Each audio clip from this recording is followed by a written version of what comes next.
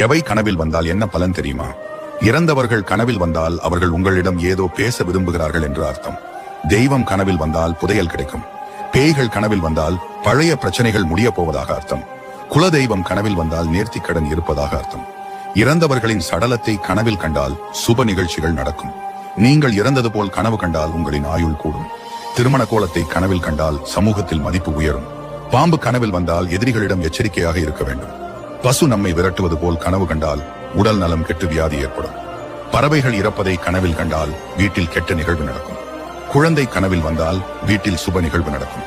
யானை கனவில் வந்தால் பதவி உயர்வு கிடைக்கும். பூனை கனவில் வந்தால் உறவுகளிடம் எச்சரிக்கையாக இருக்க வேண்டும். தங்கம் கனவில் வந்தால் செல்வம் சேரும். சிவபெருமான் கனவில் வந்தால் நீங்கள் செய்ய வேண்டிய கடமை ஒன்று மீதம் வைத்துள்ளார் என்று அர்த்தம்.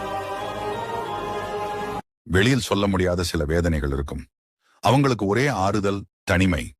தனிமை கொஞ்சம் வித்தியாசமானது. மறக்க வேண்டியதை நினைக்க வைக்கும், நினைக்க வேண்டியதை மறக்க வைக்கும்.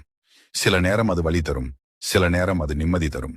ஆனா ஒரு நாள் நீ புரிந்து கொள்வாய், தனிமை எதிரி அல்ல, உன்னை உனக்கே அறிமுகப்படுத்தும் ஒரே நண்பன்.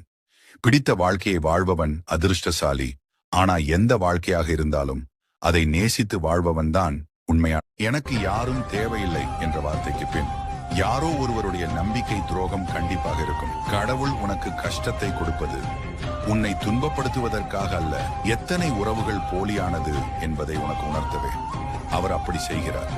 இந்த உலகத்தில் உண்மையாக இருந்தால் உனக்கு கிடைப்பது துரோகம் மட்டும்தான். யாரிடமும் உன்னை நிரூபிக்க வேண்டிய அவசியமில்லை.